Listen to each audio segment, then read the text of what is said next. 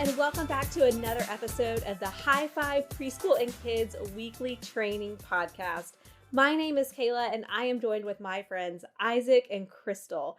And this month, we are here to dive in to a whole brand new theme. Kids are going to be learning about how they are loved by God. And so in the kids space, we're going to be talking about how I am loved. And kids are going to be exploring no limit as their theme. It's this amazing, fun space theme where we get to see how God's love for us has no limit. In the preschool space, we are going to be talking about how God loves me.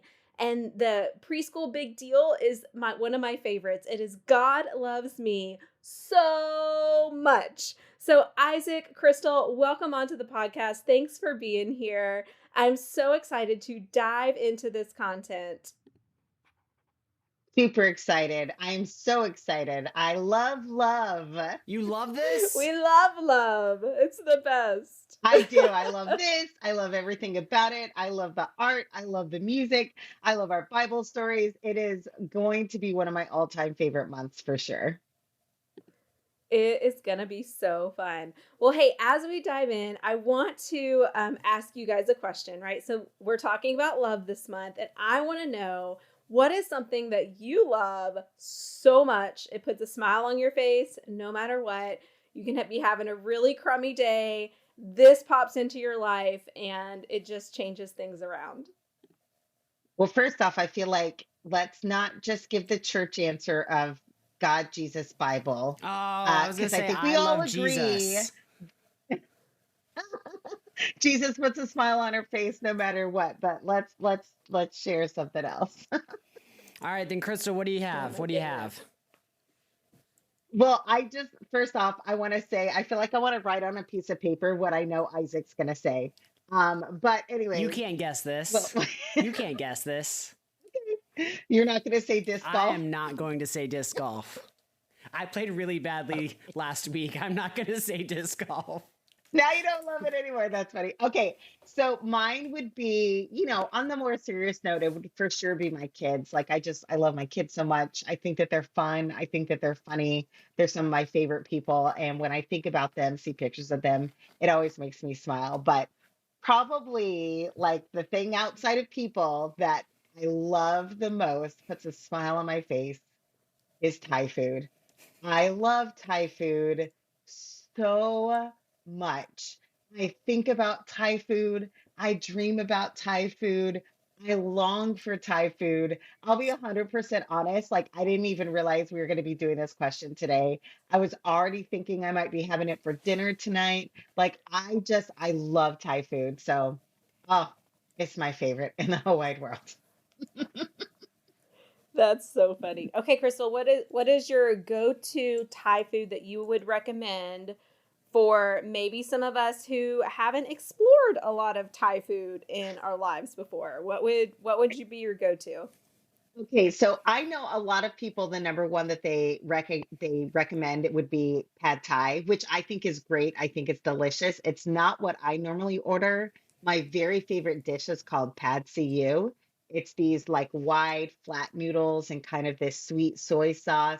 I always get it with chicken, and it is just so good. And if I go to a place and I don't like their pad see, then my second one is going to be their Thai fried rice. Thai fried rice tastes very different than Chinese fried rice. So if you've never had Thai fried rice, I would highly recommend that one as well. Okay. And then Penang curry would be number 3. See, you can't ask me. I'll keep going, but Penang curry is number 3. Those are my 3 go-tos. So if you're gonna try anything, I would recommend one of those 3. All right, and I'm that's done. Today's podcast is pad. Oh, that's amazing. I would 100% put Penang curry and pad Thai in my top 2. I make Penang curry maybe once a week. It's just nice. It's the best. It's so good. So fun. Well, there you go, listeners. If you need any great advice on Thai food, reach out to Crystal. She is your girl. All right, Isaac, what is something that no matter what's going on, you just brings a smile to your face? What's something you love? All right, this is going to surprise everybody. So I did not grow up a dog person. I've never wanted a dog, but suddenly I found myself, and I now have 2 dogs. I have 2 golden doodles, and one of them is named Philly. We adopted him from another family, and Philly just always just brings a smile to my face. Like, when I get home and Aw. he comes and he's wagging his tail, I'm like, all right, Philly, yeah, I'll take you on a walk. Or if like my wife just sent me a picture of him just like sunbathing in a window, and it just made me smile so much. So yeah, I would probably say I love like that. I've never been a dog person, but Philly got me. Philly got me. Mm, mm. Oh man. Yeah, we love our pets around here. Yeah. I would agree. I mean, my love language is like quality time, and so time with my people, time with my fur babies, like that's always amazing. But you guys have already said those things. So I would have to say, okay, so one of the things that always brings a smile to my face is my like morning coffee. Not just like any Mm. coffee, like that first cup of morning coffee when like the world is still and quiet, not everyone needs you in life yet. Like it's just there's just something really amazing about it. So that's something that tends to bring a smile to my face. So listeners, I hope you are thinking of things that bring smiles to your faces, things that you love, things that bring you joy, things that just fill your cup. Because this month we are going to be diving in all about how we are loved by God. And so I wanted to bring a little bit of context into this truth in particular. So when we talk about how we are loved, we really want kids and students to know exactly who they are and God's love for them just as they are. You know, in our world, love is really conditional in a lot of spaces, right? Kids and students need to know that God's love for them isn't conditional, that his love is unconditional. And unlike other relationships, his love isn't based on what they do, but on who they are, on his special creation. And I just think that's such an important thing for us to kind of really sink into a little bit and kind of melt into as we think about how we're talking about love, particularly God's love, about how God's love isn't based on the things that we do, but on who he has said we are. And so, Isaac, Crystal, just speak into this to a little bit. How is Hi-Fi kind of highlighting this idea this month about how we are loved by God, how his love for us have no limits, and it's not about what we do, but his love for us is based on who we are. Isaac, can you kind of Mm. walk us through what we're going to be kind of learning this month with each week of this month of No Limit and So Much? Absolutely, yes. So this month for kids, we are learning how I am loved. And in preschool, we are learning that God loves me. And we are doing that with the theme of no limit for kids and so much for preschool. You can't just say so much. You have to say so much. It's very important. So as we dive into these themes, we have like a space theme for kids about the no limit, how there is no limit to God's love for us, and how there is a vast expanse of space that we can never understand, and we can never really understand how big God's love is for each and every one of us. And we're going to see how God's love, how it never gives up with the story of the lost son, how God's love is for everyone with the Good Samaritan. Week 3, we're going to dive into the idea that God's love is powerful and how Jesus raised Lazarus. And as we get close to Easter, we're going to look at God's love gives hope, and in the story of Jesus entering Jerusalem and how that started off all of the events that would lead to Jesus dying on the cross for us, which is what we're going to dive into a little bit in week 5 for Easter, Hooray Day, and Game Changer. Jesus is alive is the truth that we want Woohoo! every single kid to walk out with that week. So it is going to be a fun, packed month as we explore a little bit more about God's love and how it's not just for me, how it's not just for you, but it is for everyone. Thanks, Isaac. And you know what I love about these particular stories, about the story of the lost son, the story of the Good Samaritan, how Jesus raised Lazarus, going into Jerusalem, and then ending with how Jesus is alive, is that every single week we are leaning into what God's love says about who we are, right? Mm, And so we're talking about not just, okay, God loves you and celebrate God's love, but his love is transformational for our lives. And it's not about what we do, it's not about our actions or what we do. hmm It's all about who he is and his love for us. And that doesn't change. So, Crystal, could you kind of speak into a little bit about the story of the lost son, right? Like, it's really tempting sometimes for us to focus on the son's actions, both hmm of the sons, the older son and the younger son. But how can we really steer kids' focus more on the father as we look at this month's Simple Truth? Absolutely. And this is a great, we would call this one of those like classic foundational Bible stories. I do too. I remember Isaac telling a story of like, when these are parables, we really need to make sure that we're letting kids know that this was a story Jesus told. It wasn't something that actually happened. And so I just, want to throw that little caveat in there. Let's always remember, but also we don't want to take for granted that like that we would say, well, you all know the story of the lost son or the parable of the lost son, prodigal son. It's got all kinds of names. We don't want to assume any kids in there have ever heard it before. But I will say that we are trying to have a little bit of a different focus with it. Sort of like you said, Kayla, it can be very tempting with this story to put the focus on the sons. And there's such good lessons to be learned from the sons, right? This idea of the younger son and how like to know that God will it doesn't matter like what happens, he came back and he was forgiven and all this. And then of course in the church we can often focus on the older son and that idea of like we need to be happy and rejoice when we see anybody experience the love of God, all true things and all great things.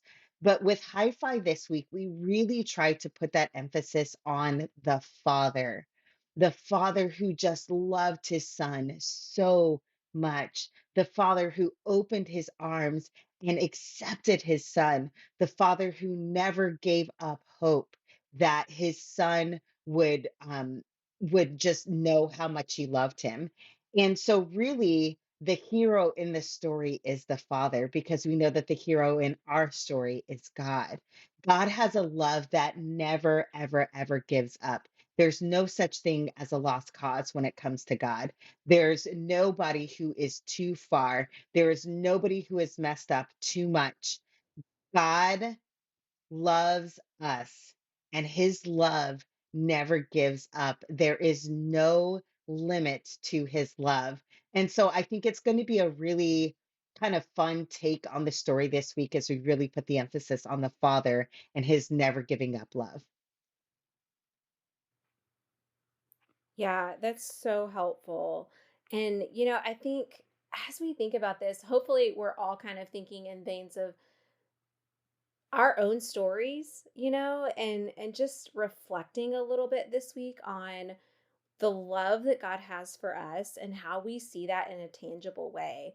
We started this podcast in kind of a silly way, but just kind of talking through, okay, what are the things that really, put a smile on our face or things that we love. But I also like going a little bit deeper, like it's really important, I think, and impactful to think about the people in our lives who have helped us see this in a really tangible way. I can remember um, as a teenager really wrestling with deep things about depression and Mm, anxiety hmm and really, really struggling in those moments. And I remember so vividly a conversation with my dad and how he really wrapped around me, not only like physically of just like giving me a big hug, but just really surrounded me. And the idea of a parent's love for their kid Mhm. no matter what they're going through, no matter what they're walking through. And I think that's just such a powerful way that we can show that same kind of love to the kids in our ministries. That Mhm. no matter who they are, no matter what they're walking through, no matter what their story is, that we are called to love deeply and unconditionally, not based on who they are or who they think that they are or what they've done, but who God says that they are. And because Mhm. God has said that they are loved, that they are valuable, that they are important. Their value doesn't come from what they can offer. Their value comes from who God is and what he has already Mhm. done. And I just think that's so special. So, listeners, I Mhm. would just encourage you this week, really reflect and think through, what are those moments for you? What are those powerful places where the Lord has really shown up and shown you his transformational love? Maybe it was through a parent, maybe it was through an adult when you were a child. Maybe there's someone in your life right now. Like, reach out to them. Let them know, hey, you are making a huge impact on me and showing the deep love that I have for Jesus. All right, so as we're thinking about this, what are some ways that we can help kids see the never giving up love that God has for us? That God's love isn't just a gift, but that truth that really transforms our identity. How can we help kids see that this week as we kind of prepare to lead about God's love never giving up on us?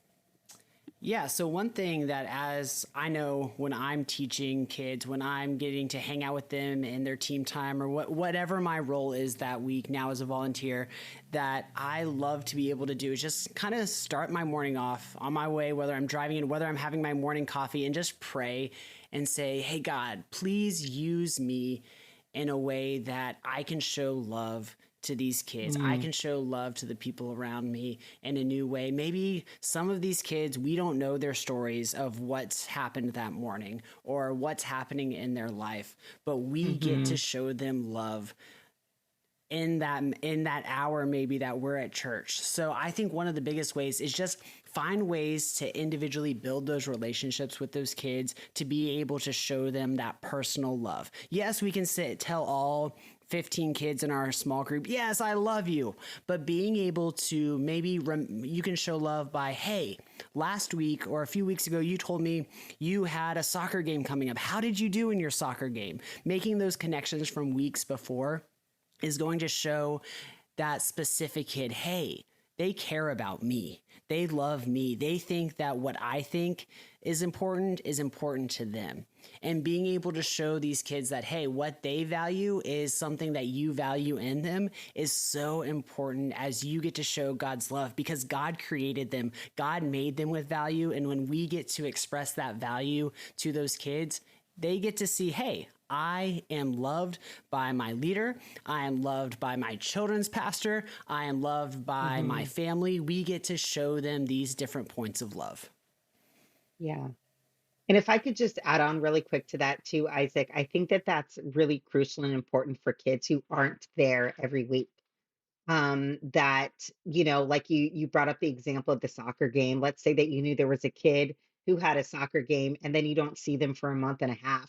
How much it means to them when you see them after that month and a half to say, the last time I saw you at a soccer game, like, how did it go? Or, hey, I know that you had a birthday between when I last saw you and now, like, I just want to tell you happy birthday. These little things to let kids know you don't have to be here every week to be loved. You don't have to be perfect to be loved. Like, you are loved because of who you are. You don't have to earn it. You don't deserve it. It's just because of who you are. And what a Hmm. great thing that we get to demonstrate and help kids understand in our ministries. Thanks for sharing that, Crystal. That is huge, especially for those kids who are people pleasers, who really do want to please others and are looking for love in the things that they do. How valuable it is that we can see and know that and help kids understand that who they are and the love that God has for them isn't based on anything that they do. It's based on who he Hmm. says they are. So what a Amen. joy to get to teach that this week. So listeners, we are praying for you this week as you really dive into the story of the lost son and get to really wrap your arms around the kids in your ministry and help them understand that who they are is because of who God says they are, and that they are deeply, unconditionally loved by God. A couple of notes for you guys. As you know, this is Easter month, and so we are all excited about Easter. If you haven't already, go check out Exploration Easter as soon as you get out of your car or finish your dishes or fold your laundry, whatever it is that you're doing while you're listening to this podcast.